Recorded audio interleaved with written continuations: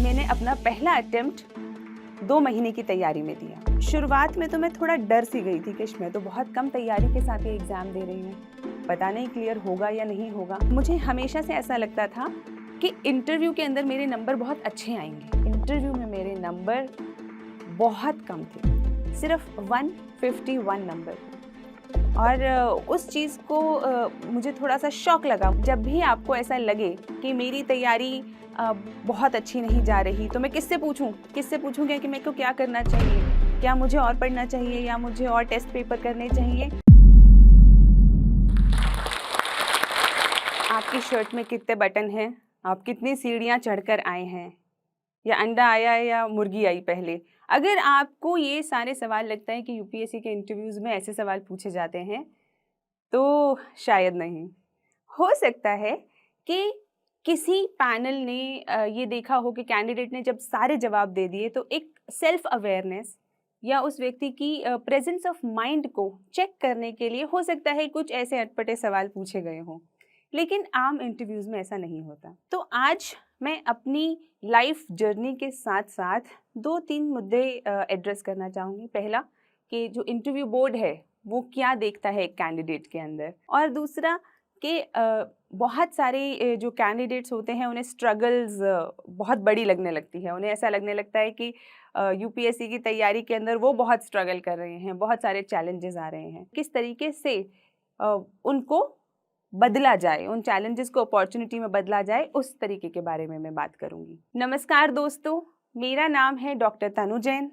मैं AFHQ batch 2015 से हूँ, armed forces headquarter civil services. So मेरी कहानी शुरू होती है जब दिल्ली 6 के सदर बाज़ार के इलाके, बहुत ही भीड़ भाड़ वाले इलाके के अंदर मेरा जन्म होता है, एक जैन मिडिल क्लास फैमिली में। और वहाँ पर जैसे कि फैमिलीज़ में होता है कि पढ़ाई पर मेरा तो बहुत ज़्यादा ध्यान नहीं था। अक्सर खेल कूद और बाकी एक्स्ट्रा करिकुलर एक्टिविटीज़ के अंदर ही मेरा ज़्यादातर ध्यान रहता था।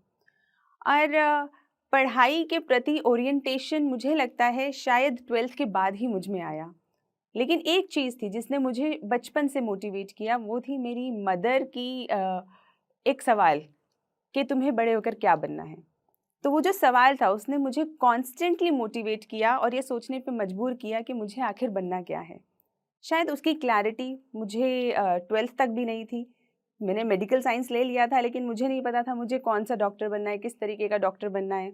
आगे चल के मैंने BDS किया सुभारती मेडिकल कॉलेज से, और फिर शुरुआत होती है मेरी यूपीएससी की जर्नी की।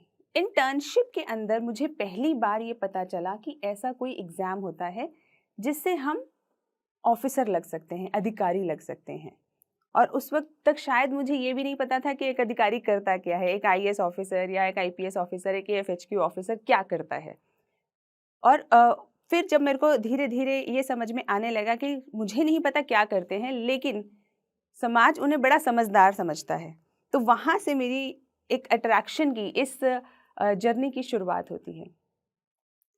तो जब मुझे पहली बार पता चला कि सिविल सर्विसेज का एग्ज़ाम देना है, मेरे पास कोई गाइडेंस नहीं थी, फैमिली के अंदर किसी ने दिया नहीं हुआ था। तो मैंने अपनी मदर से कहा कि मम्मी ये एक एग्ज़ाम होता है और मेरी इच्छा है कि मैं इसे दूँ। तो जैसा कि हम हमेशा करते थे, मेडिकल के समय में भी किया था, तो मैं और मेरी मम्मी नई सड़क, एक जहाँ पे बहुत सारी किताबें मिला करती हैं, हम नई सड़क चले गए और वहाँ जाके सबसे पहले जो हमने काम किया वो किया, वहाँ से यूपीएससी की 2-4 किताबें खरीद ली। और वो शायद सबसे ज़्यादा अनयूज़फुल किताबें थी, लेकिन हमने खरीद ली और उसी से मैंने अपनी तैयारी शुरू करी। फिर जैसे कहते जहाँ चाह होती है वहाँ राह होती है, दोस्त मिलते गए, कारवां बनता गया, नए नए लोग, नए नए फ्रेंड्स मिले जिन्होंने मुझे धीरे धीरे करके गाइड किया, और मैंने अपना पहला अटेम्प्ट 2 महीने की तैयारी में दिया।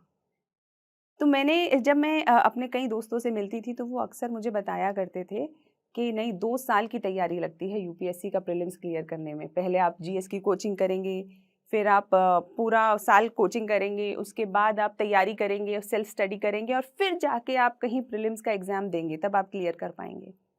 तो शुरुआत में तो मैं थोड़ा डर सी गई थी कि मैं तो बहुत कम तैयारी के साथ ये एग्ज़ाम दे रही हूँ, पता नहीं क्लियर होगा या नहीं होगा। लेकिन मैंने सोचा बहुत सारे अटेम्प्ट हैं, चलो दे देते हैं, एक अटेम्प्ट तो देते हैं। और मैंने बहुत जी तोड़ तैयारी करी और 2 महीने के अंदर ही मेरा प्रीलिम्स क्लियर हो गया।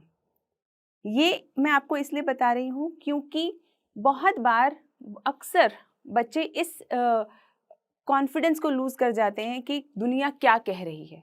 दुनिया कह रही है कि तुमसे नहीं होगा, दुनिया कह रही है कि जो ये तैयारी है ये 2 साल में होती है, 2 दिन में नहीं होती या 2 महीने में नहीं होती। ये सब दुनिया कह रही है, ये वो नहीं है जो आपके लिए ज़रूरी है। क्यों? क्योंकि आप अपनी कैपेबिलिटी को, अपनी आपकी जो इच्छा शक्ति है, आपकी जो मेहनत है, वो सिर्फ़ आप जानते हैं, वो दुनिया नहीं जानती।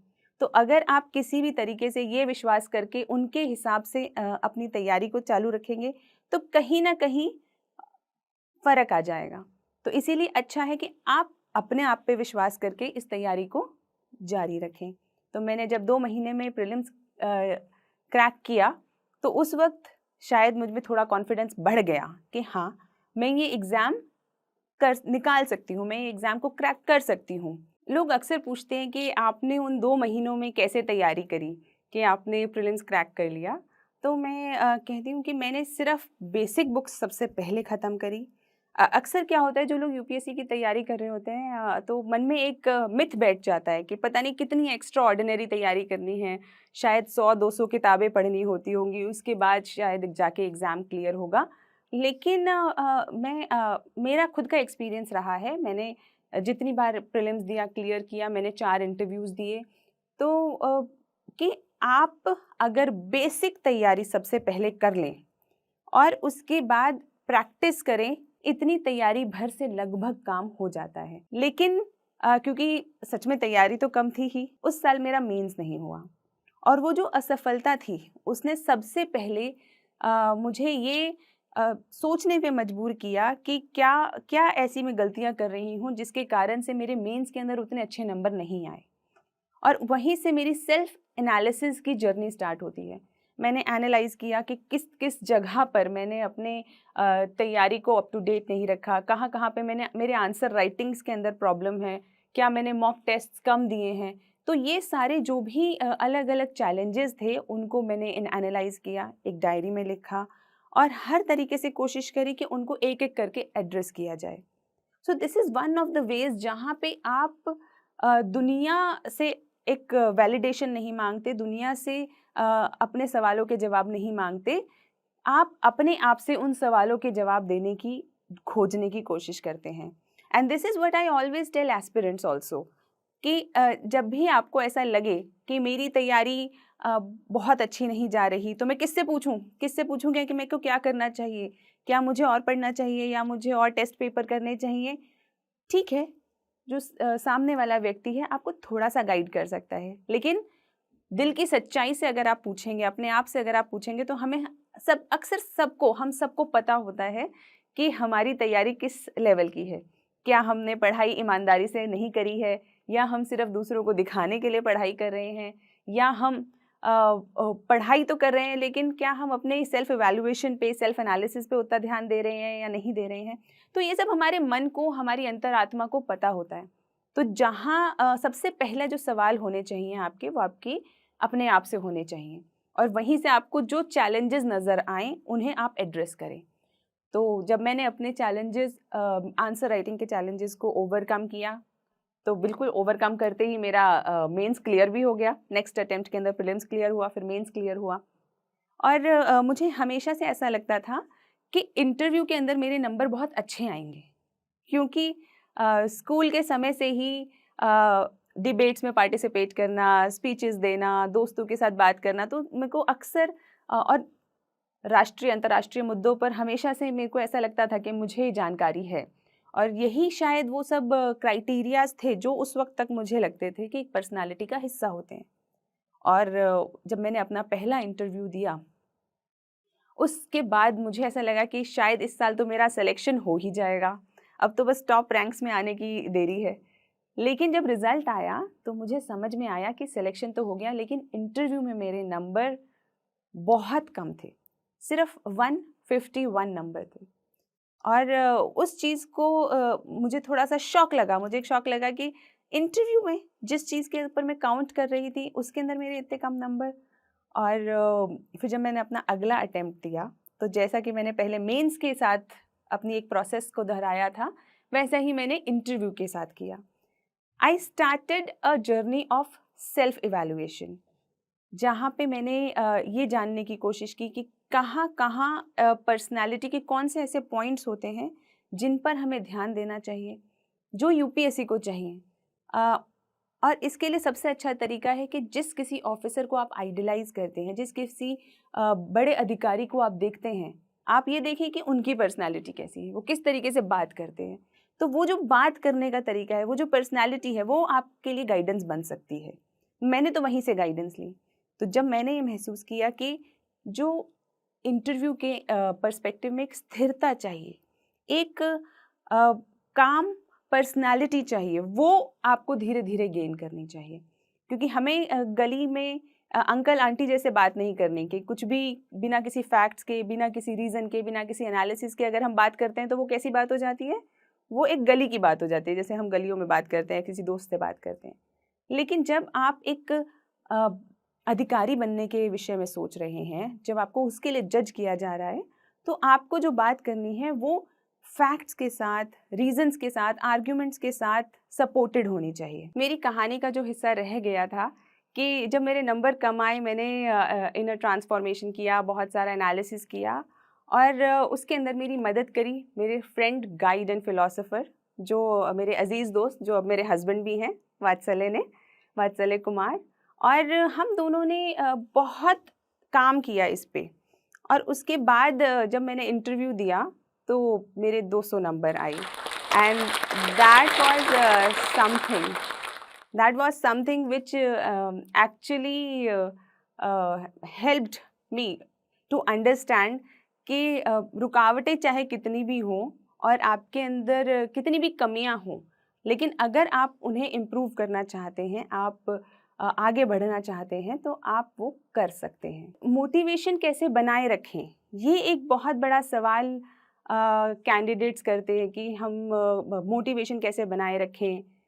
मुझे ऐसा लगता है कि जो काम आप करना चाहते हैं उसके लिए आपको ना तो कोई मोटिवेट कर सकता है, ना ही आपको किसी मोटिवेशन की ज़रूरत है। अगर मैं आज यहाँ आना चाहती थी तो मैं आई, मैंने कैसे समय निकाला, किस तरीके से चीज़ें हैंडल करी, ये इसके लिए मुझे किसी को कहना नहीं पड़ा। तो इसी तरीके से अगर आपको सिविल सर्विसेज की तैयारी करनी है, आपको नीट की तैयारी करनी है, आईआईटी की तैयारी करनी है, आपको किसी जॉब इंटरव्यू के लिए जाना है, अगर आपको वो करना है तो उसके लिए आपको कोई मोटिवेट नहीं कर सकता। That has to be your internal motivation, क्योंकि वो आपको करना है।